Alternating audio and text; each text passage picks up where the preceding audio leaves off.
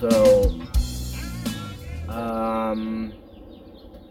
I'd say from what I know, half and half, but people, 50% of them like to just wait till it's safe outside in our area, here in southwest Idaho, and just take the chances and plant outside, just right where they're going to be forever. But a lot of more avid gardeners have a tendency to turn towards starting indoors. Something as simple as this, that you can get anywhere online. This one's kind of cool. It has a small tray that goes inside of a little plastic tray, and it helps keep the seedlings up off the bottom, especially if they stay in there a little too long and their roots grow down through the center hole. It's a little bit easier to pull them out of that center hole, but also the water can drain down inside, and if you utilize it properly, you can keep enough water in there to keep the soil perfectly moist to start those seedlings. Miniature has a little lid, put your seedlings, your soil, lid, little vent on top. As they grow a little bit bigger, you don't want pure 100% humid, you want to give them a little air, eventually all air, and then eventually take them outside for, you'll have to monitor them depending on what plant. Take them outside for about 10 minutes, pull them back in, maybe leave them in a room with some sunlight out of the way. But eventually you've got to take them outside more often to get them hardened off, or to prepare them for the temperature and the humidity and the sun and whatever else is going on in your area.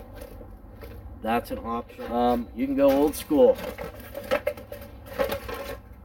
You can go with a very cheap pack of these tinfoil aluminum cooking pans. You get them in all different sizes. You can utilize a famous beer cup and put soil in those for things like maybe pumpkins, cucumbers, maybe stuff that'll be, you want to grow a little bit bigger before you try to pull them out, or maybe you're planning on leave them inside for longer than normal. But anyway, fill your cups with soil. After slicing, I like to slice the corner off with a pair of scissors in at least one corner or two corners, sometimes four. As a matter of fact, sometimes if you do four corners, you can put it inside another solo cup, and when it's time, you've hardened them off, it's time to put them outside or whatever you're transplanting into. If the roots have grown too long, it's much easier with four slots and a flimsy bottom to pull it out without the roots getting hurt. Typical, a lot of big time gardeners like the 72 cell starter tray in a starter tray base, of course, to catch the water and whatnot. That's great. Keep your eye on them. You're planting a lot more than you're probably going to need, but you got to watch out because they can overgrow these little cells really quickly depending on what you're planting. So that type, same style or type here. This would be a tray you can buy for a few bucks at your local gardening store. I like to get the thicker ones that aren't so flimsy. The last one you just saw was kind of flimsy, so you got to be careful, but this is a little thicker plastic. Here's another style. If you're going with some bigger like pumpkins or things that, like I said, you want to leave in for quite a bit longer, this is good. These are like, I don't know what size or how much they hold, but these are like your typical nursery pots, but they're all one piece. You could cut them apart, I guess, if you want. Those go in those same trays. And in these trays, there are many different types of lids. I do like the heavier duty lids with the little molded handle.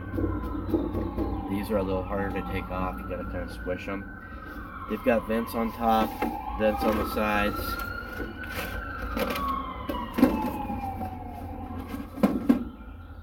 There's your little biodome with that style. So what we're gonna do today is we're gonna plant seeds, and I think what we're gonna do is try both styles, if not all styles, and maybe even kind of hack something. It's not supposed to get lower than like 50 anymore, according to the news. I think if I could create small biodomes, I might be able to plant seeds outside at this point. The only thing I worry about with seedlings, especially this time of the year, is the bugs. Pill bugs, centipedes, slugs, maybe a worm. They have a tendency to cruise by and go, they can smell that fresh seed. Whatever it is, they can smell that plant, they can smell that protein, all that goodness inside that seed, all the enzymes and everything. So I have had that happen before. As a matter of fact, I've somehow ended up with a centipede inside when I've started seeds, and come back a week later and found out all of the plants and seeds were completely gone. I dug through the soil, gone. Couldn't figure it out. The next day I went in, I said, you know what, I'm gonna look a little further. Well, as soon as I went in there and turned on the light, that centipede, huge guy, came running out from somewhere. Of course, I took care of him, but I think he was huge because he ate all of the damn seeds and seedlings. Go over to my makeshift area over here and screw around with planting some seeds.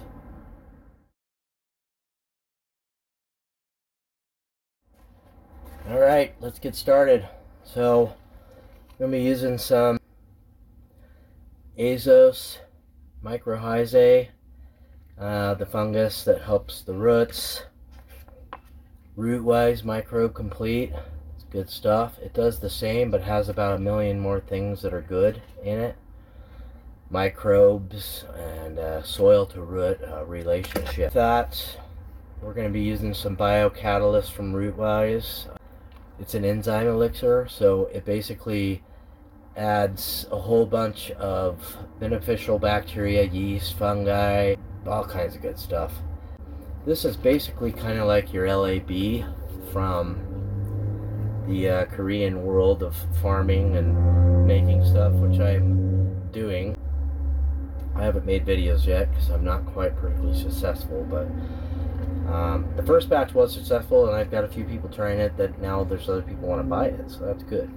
Anyway, we'll be putting this stuff in the water before we, or to water them in.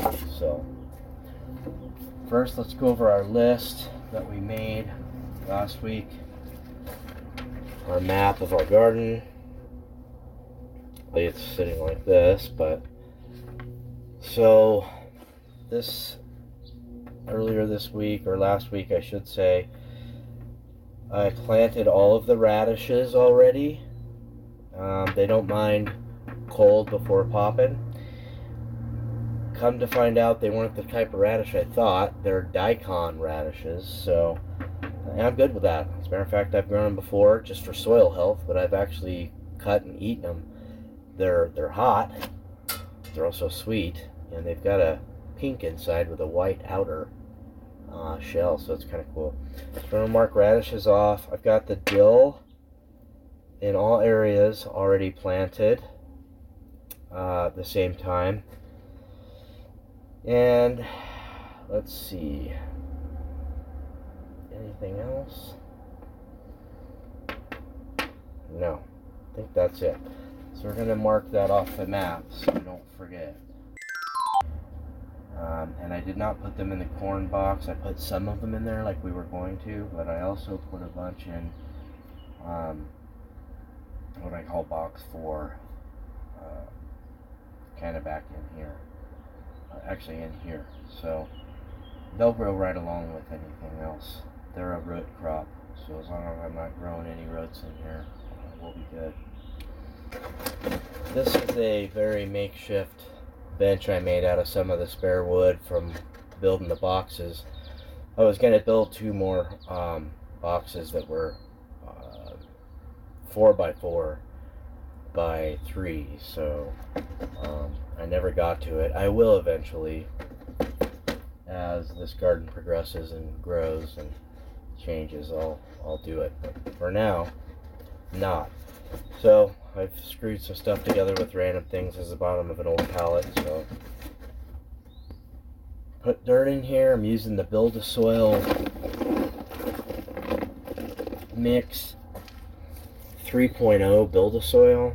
It's pretty hot for seedlings, and it's got a lot of big stuff in it, and it's all organic, guaranteed 100%. You could follow the line of everything in this mix, but it's got barley husks, rice hulls, worm castings, just a lot of good stuff. This isn't perlite. Perlite's not mined the proper way, or it's not as organic as it should be. This is a type of rock that floats. I can't remember off the top of my head, but very organic, mined properly, not hurting the earth, things like that. These guys go to the ends to make sure everything sourced is really just organic and not hurting the earth. So we're gonna put this in. I do know it's too hot. I have seen it affect seedlings, but it is what I have. I've used most of my compost and worm castings to amend the gardens, which I did late this year. So I really don't have any of my own soil mix yet, but we are working on that, and you will see that over time as I make videos, show my compost pile and how I rejuvenate old potting soil from my wife's plants each year. I run it through the 2 worm bins that I have, also with kitchen scraps, but seems to be a good way to rejuvenate old soil. It's kind of hard to get the worm castings out because it's hard to tell the soil from the worm castings, but that's just the way I've been doing it for fun. Now that I'm starting to make my own fertilizer, but it's quite a ways in the future, that will change. I'll be able to do different. I won't have to run it through the worm bins. I'll actually be able to use my lab and have my own microbiology without buying too much from buildasoil.com or from Rootwise, and I can kind of start doing it myself. But this mix is going to be hard to beat for large plants, no matter who you are. Everything's organic, obviously, like we talked about, but it's got a lot of good stuff. Like, it has biology in it by itself that get going after a while. And like the barley husks and all that kind of stuff, it will put good biology and good nutrients into the soil.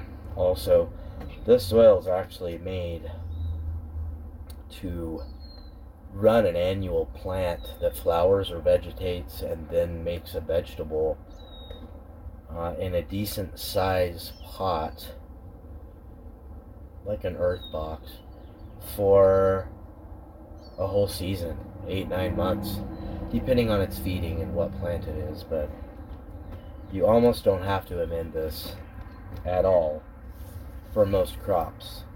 So, all right, let's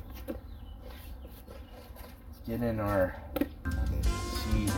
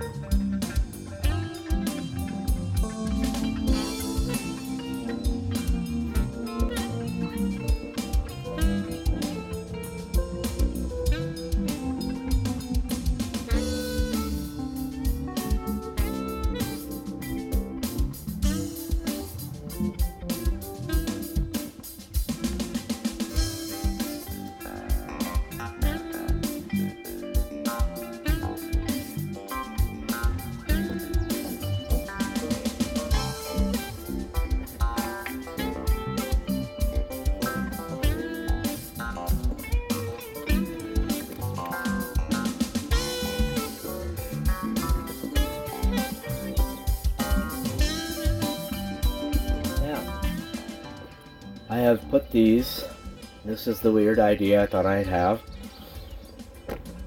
That was the peaches and cream corn. Put it in one of the little biodomes there, and I put it in the bed that they're eventually gonna be in. So with that lid on there, I'm hoping no random stuff gets in. I may put a rock on the top probably, but we're gonna continue to do this with each. Now I'll do a video coming up pretty quick about some of the stuff that I want to actually put in, about some of the crops I want to put in pretty much outside. I haven't decided. I've got some cabbage and broccoli,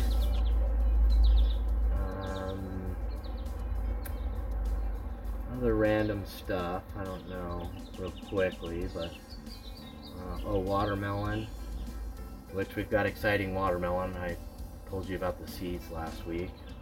I have other seeds too, but some of that stuff's okay with cooler temperatures as long as it doesn't freeze. I think we'll do a short video probably on putting them out where they're going to be in their forever home and planting them, letting the temperature of the soil and the outside tell them what to do, hopefully without bugs. Now the reason we just did that, let's see if we can keep bugs out but put it in the biodome and basically not have to harden them off possibly.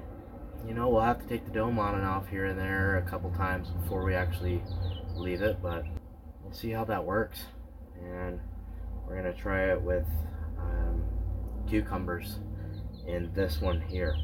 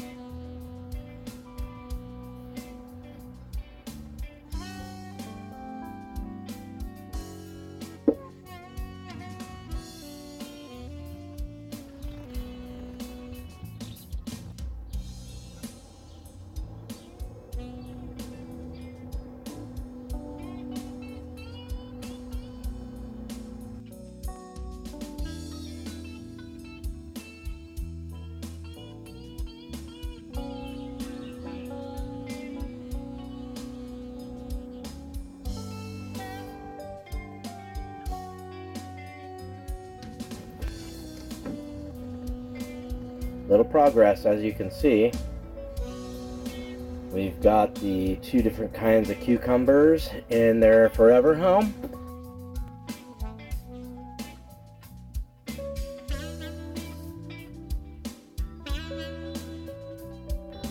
Labeled, and probably, like I said, I'll put a rock on top later just to make sure bugs don't get in, but it's going to be kind of a fun deal. And corn. And now we get to clean up a mess.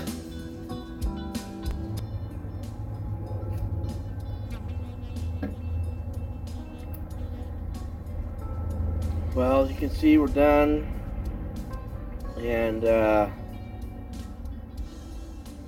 almost done. I've got a little mess over there, but we accomplished a little bit. We got 2 different kinds of cucumbers going in our 72 cell tray. And we have, I think, was 15 peaches and cream corn started in the bigger pots, like we talked about. I don't know what size they are, but the little nursery pots you can get with the small tomato starts and stuff. But anyway, because I hope the weather is good enough to get them growing and harden them off real quick and not leave them out too long. Hope for the bugs not to get in there, but want them to be able to grow an extra amount of time just in case. Like, corn's a heavy feeder. Once it comes up, it grows quick, and it's got a really crazy root system. And I just want to give them enough room in case I need to leave them in there for like 3 or 4 weeks instead of 2 weeks, which is what I'm planning on. And what would be really special is if it was just about a week. So hopefully the temperatures can stay up at night. If not, yeah, you guys just failed with me. Not really, but every year I try something new. Last year I was already planted by this time, and I had already lost a whole crop. Every garden bed, every planter, everything I had going, and I had to reorder seeds. So now I'm collecting seeds.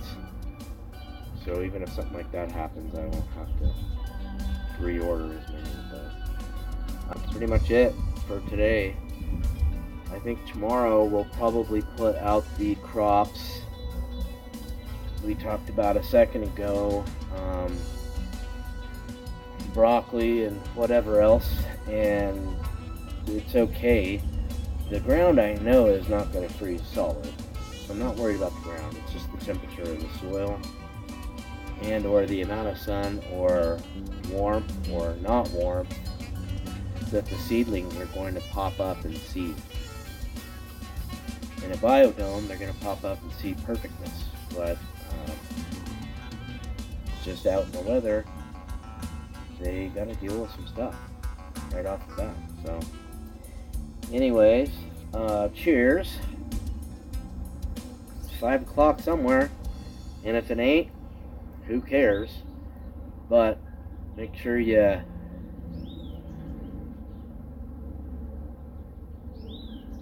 like, subscribe, hit the bell, you know that.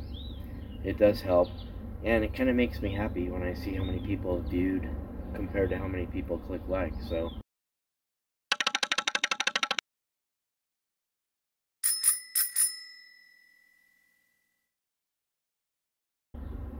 if you view, hopefully you view it all, and if you like it, hopefully you click like.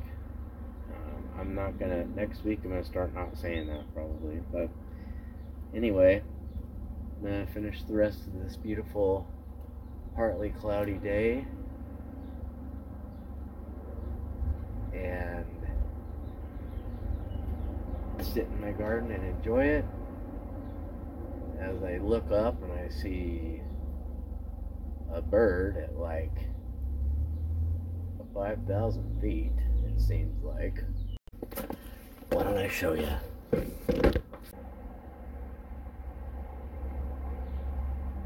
Dang it, isn't that what always happens when you see something cool or a UAP or whatever the hell disappears?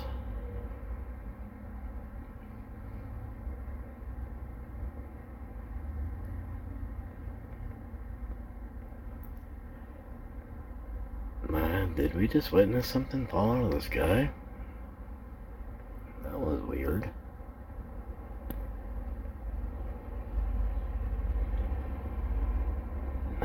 is really weird.